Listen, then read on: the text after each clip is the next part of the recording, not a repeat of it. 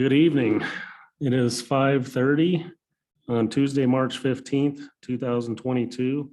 And this is the regular meeting of the Sandpoint Planning and Zoning Commission is now called to order in council chambers at City Hall, 1123 West Lake Street, Sandpoint, Idaho. I get it? All right. That's official now. For the record, I am Vice Chairman Mose Dunkel presiding. Also present are Commissioners Slate Camp, Forrest Shook, Luke Ahmet, and Ben McGran. Chairman John Hastings and Commissioner Amelia Boyd are absent this evening. We will now recite the Pledge of Allegiance if everyone will please stand. Pledge allegiance to the flag of the United States of America and to the republic for which it stands, one nation, under God, indivisible, with liberty and justice for all.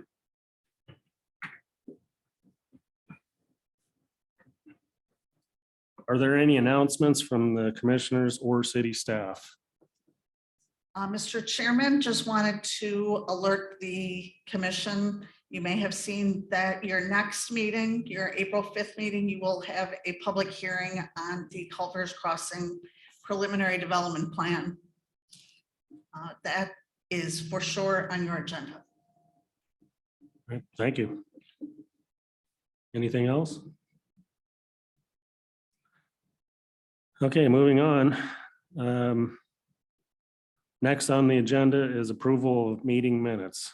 I will entertain a motion to approve the minutes from the February 15th, 2022 meeting. So moved. Second. Been moved and seconded. All in favor? Aye. Opposed? Motion passes and the minutes are approved. Next on the agenda is a discussion on possible future zoning code amendments. I will now yield the floor to City Planner Amy Tweeten. Thank you, Mr. Chairman, Commissioners. As we discussed at the February meeting, while our long-term goal is to do a pretty major overhaul of the zoning ordinance or the zoning code, we tend to run into different administrative items that if we improve them, it'll help overall administration. So tonight, I'm just going to run through some. They're pretty simple. A lot of them are definitions. Some of them get into general provisions of different districts. At this point, we would not be scheduling a public hearing on these, but just wanted to give you some feel for some of the changes that we anticipate you would in the future be holding a public hearing on.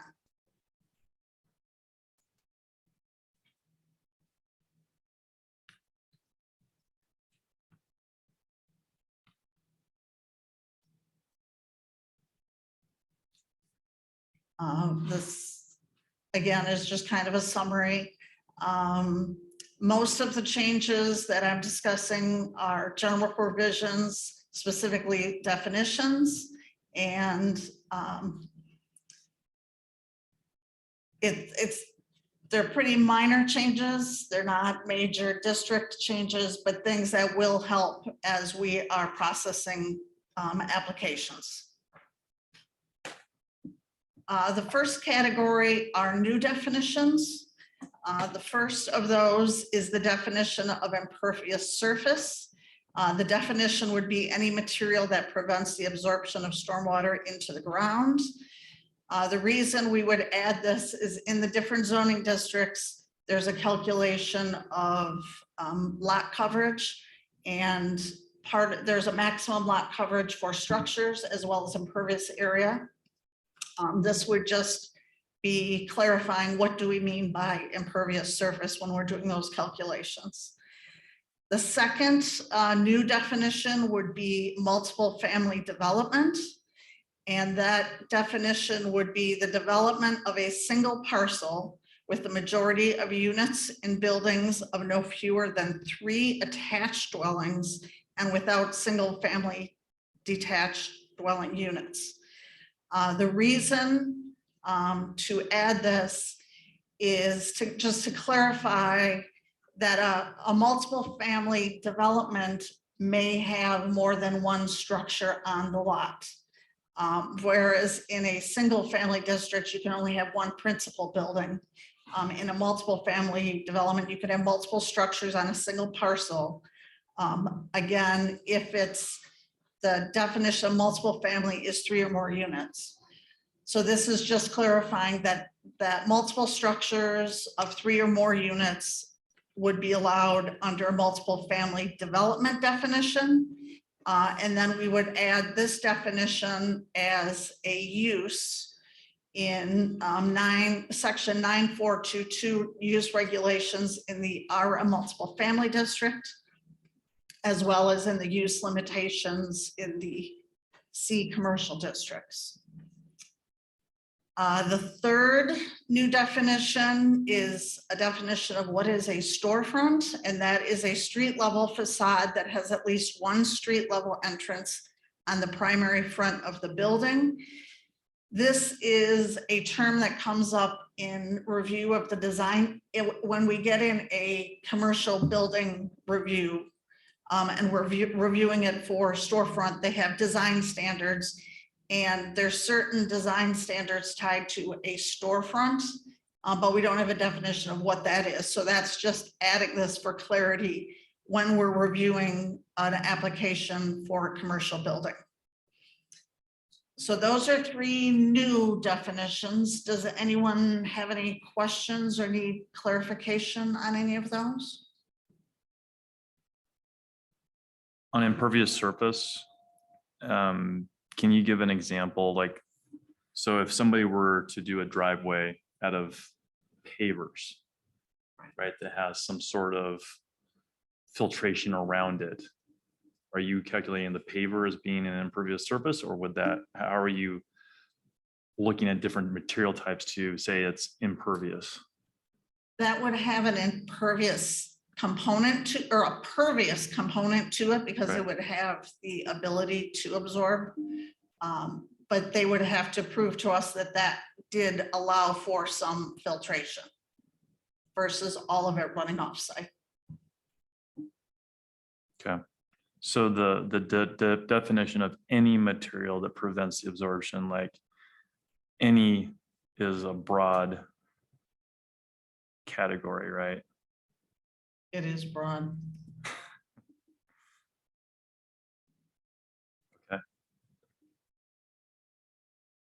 I just know that I think that people who are developing space, they like to look for specific examples. So if there's a way to define or provide examples of what classifies as impervious surface, I think that would help provide clarity to people who are reviewing the definitions. Right. And we, again, as a definition, it's not stating the actual regulation. So it may be where this appears in a review section is going to be more specific of impervious surface, such as brick pavers, maybe X% of the total area or something. So it may be more in the regulation part of it, but I understand your point. We could probably give examples of what is an impervious surface versus a pervious surface. Agreed. I think that would be helpful. Okay.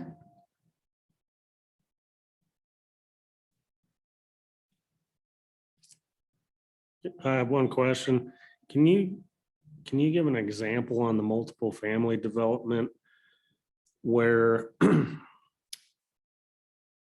where this specifically, why this change is necessary? Like, is there maybe there's not an example presently, but a hypothetical? A hypothetical would be a development comes forward and it has 2 4-unit buildings, 2 duplexes, and a 6-unit building. And that, because it has duplexes, we don't want anyone to misunderstand that that is still considered a multiple family development, because it still has a majority of buildings that are considered multiple family dwellings. So some people think of multiple family just in terms of the building is multiple family, and this is saying the singularly developed parcel could be a mix of numbers of units. But to your point, we do already have some developments that have multiple family buildings, but they're very, very clearly larger multiple family buildings. So it's just allowing for a little more flexibility, that you could possibly have some 2-unit buildings, but you could not have any single family dwellings on a multiple family development parcel. All right, that helps. Amy, I have a question. Ben's point about impervious surface, Mhm. do we even need any, and we could just put materials that prevent? We could do that, strike any. Strike any and put, and add an S to materials and take one off of prevent. And add examples of what we mean by. Yeah, so materials that prevent the absorption of stormwater into the ground.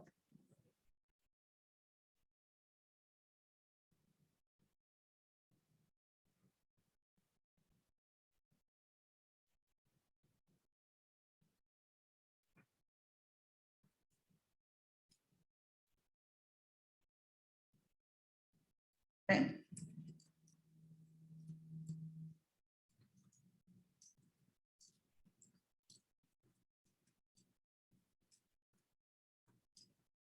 Good suggestions.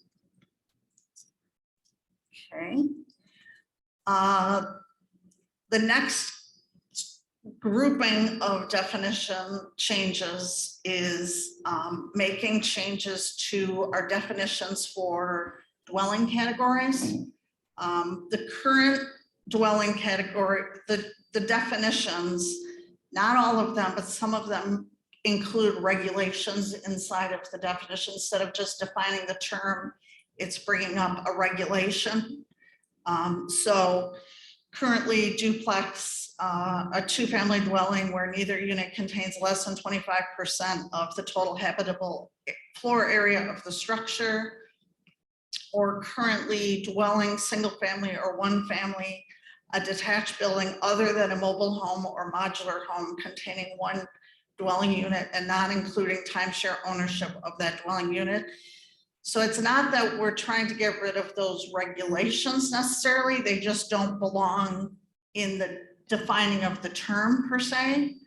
So the proposed changes would try to keep them clearly as definitions versus regulations. So, and some of these are carryover. We're trying to, as much as possible, mirror what the building code has, so we don't have conflicts between zoning and building. So a dwelling unit is a single unit that provides complete living facilities for 1 or more persons and include permanent provisions for living, sleeping, eating, cooking, and sanitation. So that's a dwelling unit. Then we have a dwelling accessory unit, is a separate complete housekeeping unit with a separate entrance, kitchen, sleeping area, and full bathroom facilities, which is an attached or detached extension to an existing single family structure. We actually have elsewhere in the ordinance limitations on the size of a accessory dwelling unit. So this is just saying what it is. Then a dwelling 2-family is a residential structure designed for 2 dwelling units. Multiple family is a building or portion thereof which consists of 3 or more dwelling units and which is designed for occupancy by 3 or more families living independently of each other. And then single family is a building consisting of only 1 dwelling unit occupied exclusively by 1 family.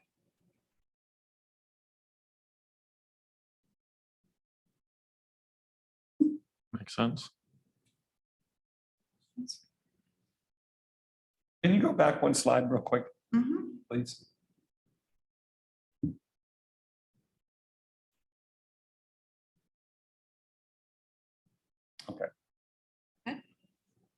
So is duplex completely gone then, Amy? From amended current dwelling to the next slide? Yeah, so a two dwelling could be, because when you hear duplex, most people think side by side, but a 2-unit could also be up and down. So we just got rid of the term duplex. So duplex will be no more if these definitions are amended as suggested. Correct. Thank you.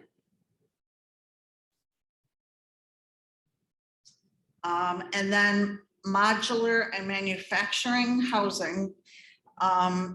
This is making some modifications. The code currently references both types of housing. In one section, it'll talk about modular housing, and in another section, it'll talk about manufactured housing.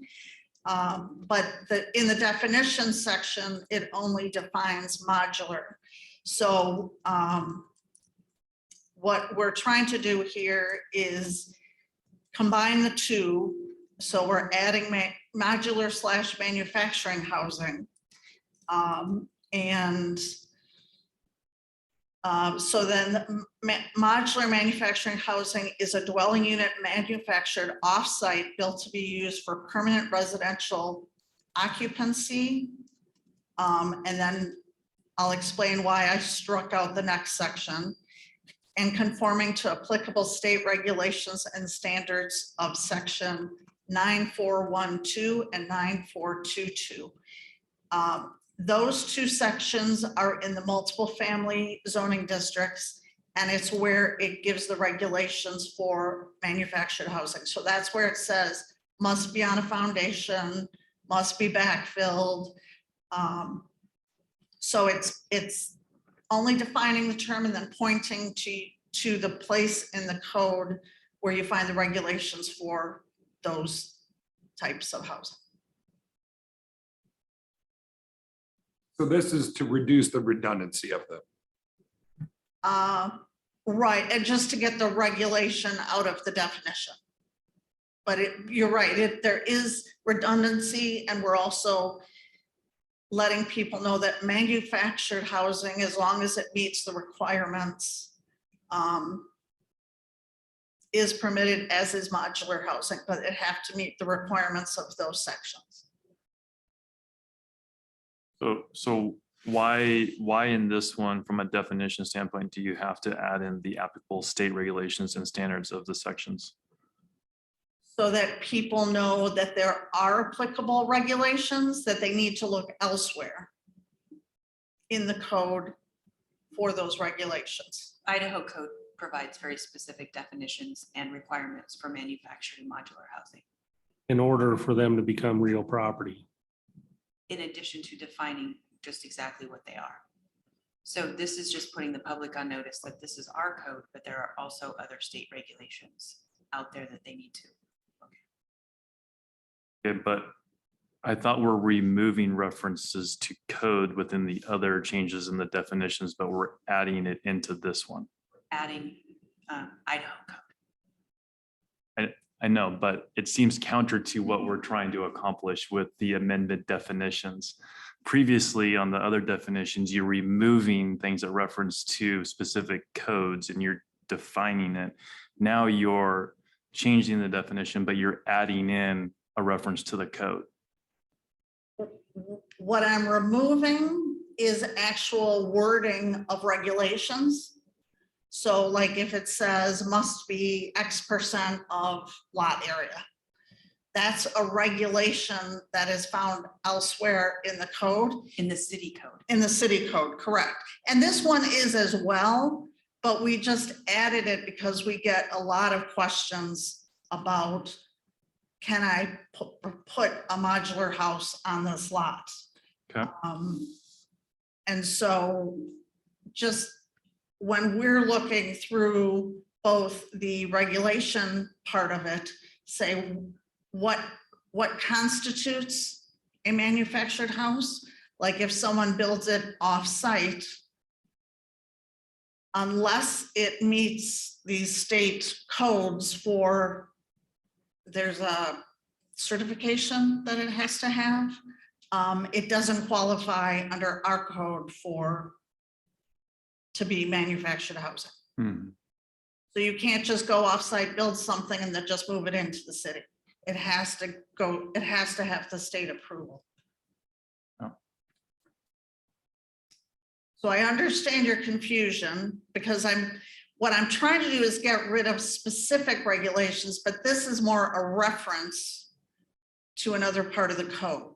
Just making sure they know that there are specific requirements for this type of housing. Yep.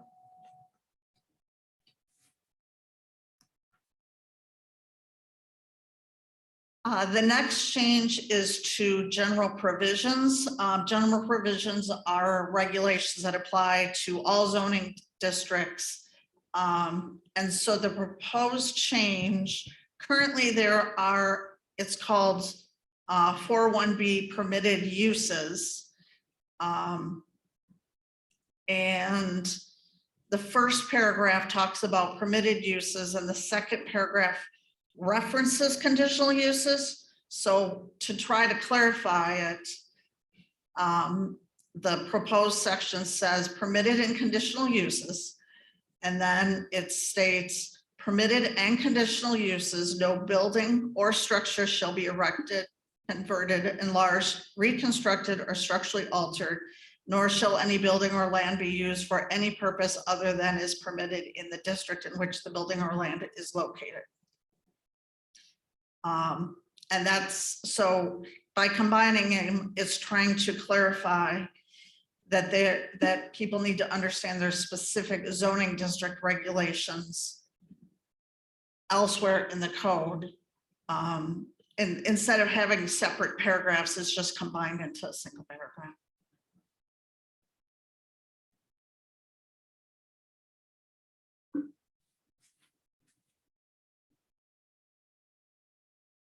Okay, no questions? I think I do have a question on the permitted and conditional uses where they're highlighted in yellow because we're going to strike those. Does that conditional use imply conditional use permit to you? Yeah, if it's a conditional use, it has to go through the conditional use process.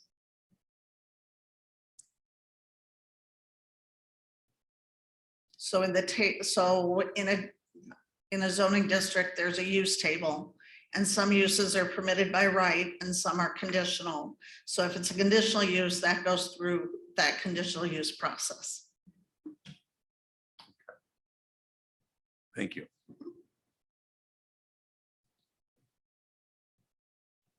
Okay, commercial zones.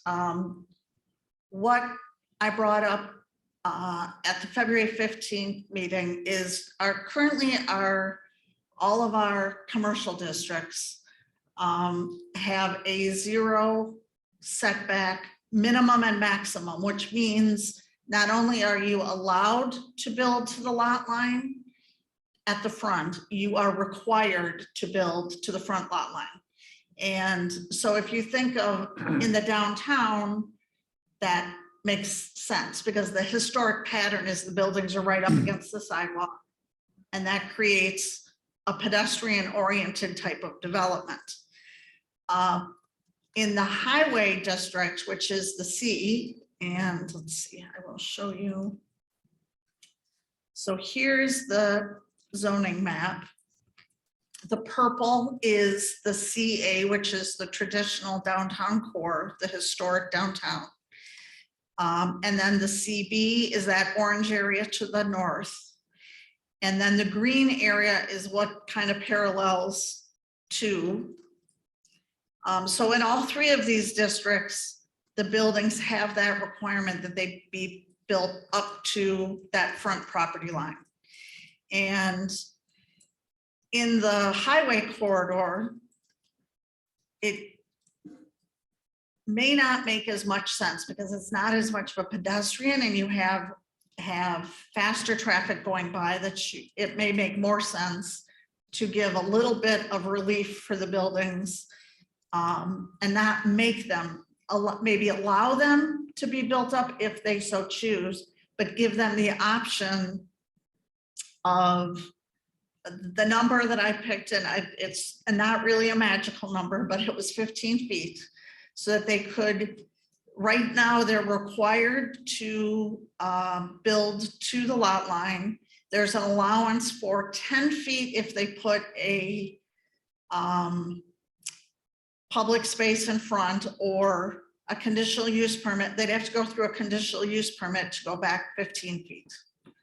And so this would allow for them to basically decide between 0 and 15 feet, how far do they want to be from that front lot line? So it's allowing flexibility, but again, part of the reason for, I believe, and again, I wasn't here when the ordinance was drafted, is the reason you make a small front lot line is because you don't want all the parking in front of the building. But our ordinance already requires that the parking be put behind the building. So the fact that the setback is there is not what's keeping the parking from being in the front. But that's a reason often that people require a very small front yard setback, is to force the parking to be in the back, but our ordinance already requires it. So that's just a more of a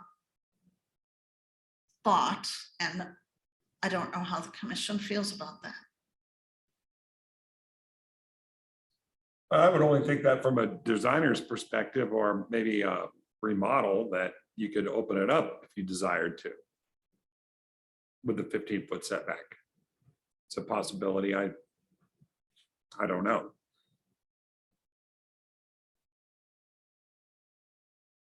I would agree that it provides some flexibility. I think that's a good adaptation of it and would be beneficial. Where one point I can see is that setback could allow storefront to, or commercial use, to have some sort of off sidewalk capability without impeding the sidewalk, like we see downtown sometimes, which frankly I see as being a problem sometimes, not always, but so I get, we're talking about the green area as the Right, and let's see, just, right, the green area on the zoning ordinance would be the CC. I mean, if you wanted to consider it for the CA as well, we could look at that. But it's come up in different reviews of buildings, particularly along two there, that it may not make a lot of sense for those buildings to be forced to be right up against, particularly if the highway's ever widened. They're right up against that right of way. Is there a setback in place from the highway? Or do the lots border? The lots all border the highway right of way as it currently is. I'd be interested to see an example of that, because I mean, most of the buildings I drive by there, they've all got parking in front of them there. And so I'm curious, like, which buildings are actually built up to the property line versus which ones aren't.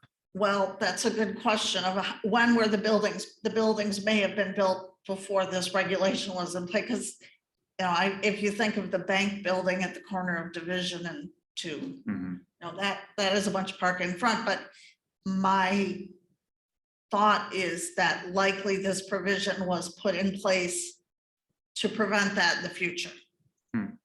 So there are existing, and why don't I will pull up an aerial for you.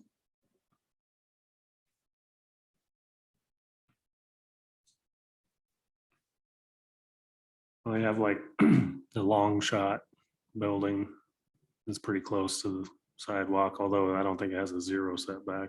Right. And Dubs, kind of the corner of it. Well, on that you have the bike trail as well. Yeah, in the green area, I feel like it'd be really tough to build to the lot line. So let's see here. Especially just because of the orientation of the highway. It makes all On the those north lots. side, there's definitely space because you do have the bike path, but it does get close on the south side. Not too long ago, that bike path was a railroad. track. Yep. But in some ways, in commercial, the business, whoever buys it and develops it, they want to use all the square footage. So having the ability to build to it definitely is an advantage, I think. Yeah, I agree. I mean, I think it's about creating flexibility. Especially in this area, like some businesses might want to be right up against there, but some businesses might want to be set back. So here's a good example of.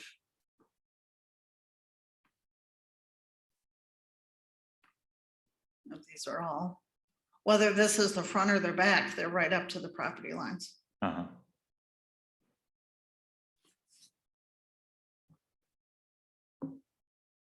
So again, we'll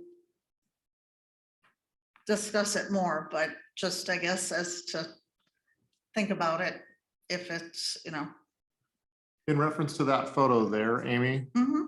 and going back to your conversation about storefront, is that based on ingress, egress? Because now we're looking at highway and frontage. How was that ascertained? What the ordinance says is a commercial building if it's an office or retail type use. It has very specific design standards talking about a storefront, that your front has to actually the front of the building has to front the right of way. And so you have to have your main entrance there. Unless you're on a corner, then you can kind of have it up facing two streets.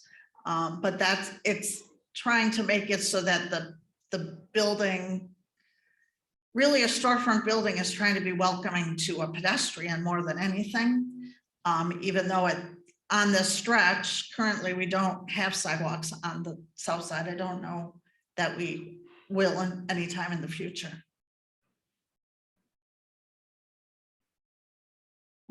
Doesn't it also say parking in the back? It does. There's hardly any of that. Hmm? There's hardly any of that. Well, I couldn't tell you the years these buildings were built, but I'm assuming they were built before this ordinance was put in place. And the ordinance is thinking, as things redevelop, that the goal is to get the building in front and the parking behind. So what's the most recent development in this area? I mean, it's One thing, well, probably the bank building or The bank building there. the White Cross Pharmacy area. White Cross would be relatively new. Yeah. here's one. Yeah, right There's, there. Oh, a new, it's not on here though. the The dental, dentist. the There's dental. right dentist here, office. there's a new building, There's no sidewalks. right? But there's lot lines.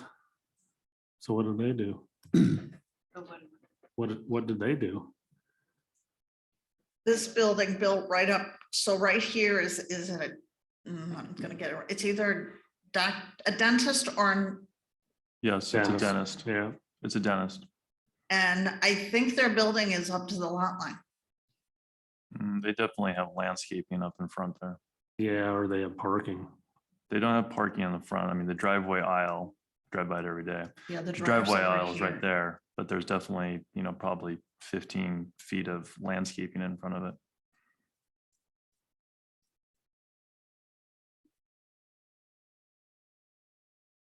Well, maybe the reason for these buildings all being back off the property line are for purposes of plowing snow.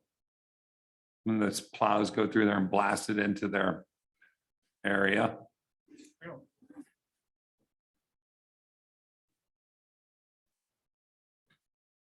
It's really hard to find anything uniform in this situation because of the highway angle and the property lines are all, there's nothing that's just a square. Well, I guess there's a couple I'm looking right at, but I think those are houses. Anyway, Okay, I've got, So let's see. I don't think I have too many more for you. So again, that was that change. So right now you're just discussing it. You're not Right, proposing yeah, it as they're a. just bringing these forward for future consideration, just further discussion. And this is kind of how that change would look. In a table, it'd be the minimum 0 front, and then the maximum front would be 15. And again, it would have to be kind of what qualifies as a civic space. And that's defined as kind of a welcoming area. It could be outdoor seating, it could be a plaza area, it could be a landscaped area.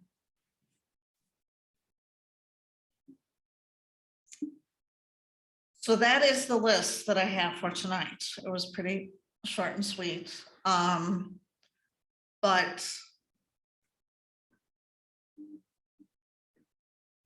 these are all in the short time that I have been here.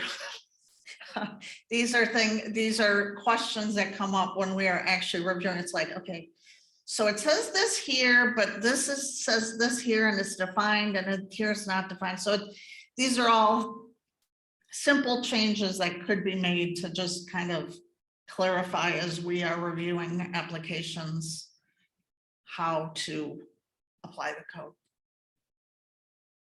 Clarity is good. Yes. any questions or discussion? Nope. Amy, are you through? I am, unless you have any further questions. I don't. I do. Okay. So if we're looking at updating zoning, where does updating the comprehensive plan fit into that prior to that? So are we going to update zoning? Then we're going to update the comprehensive plan, and then we're going to go back to the zoning? No, and that's the discussion of how many changes do we make at this time? Because we want the zoning ordinance to reflect the comprehensive plan. So the comprehensive plan will be the priority. Right now, what is being undertaken is a land use analysis, housing study that's going to give us a better idea of how going forward, what's the absorption rate of commercial space? How much commercial land do we have? How much residential land? What's supply? So the supply demand analysis, and that will get incorporated into re-energizing the comprehensive plan process. But some of these changes are more parts of the ordinance probably won't change. Like, we're still going to need to have these definitions. So there are little tweaks that we'll still make, but I don't envision probably a complete overhaul of the ordinance until the comprehensive plan is done. What is the disposition of the comprehensive plan right now? Right now, we are waiting for this land use analysis before we really kick off, re-engage the process. Okay. So, I understand a lot of work had been done, a lot of engagement. It had gotten well into the process before COVID, and then it's a challenge to do public engagement. So all of that is still valid, but we'll probably want to go back, do more engagements just to double check that, what was discussed previously, are the goals and objectives the same? Because I know you went through the current plan, what from the current plan moves forward to the new comprehensive plan, what changes. So the hope is we are in March. I'm not going to give you a timeline That's fine. exactly, That's fine. but I just it hadn't is heard that anything. it is trying to get at the data side of it, instead of just coming up with a plan that's just pie in the sky, getting some really grounded information on community needs, instead of just, well, what do you want? before we get too far down the road. But we are hoping by early summer to be fully into it, whatever early summer is. Okay, thank you. You're welcome. Thank you. You're welcome. Good, thank you. Okay. If there's no more discussion, no further business. This meeting is now adjourned at 6:09 PM. That was a record.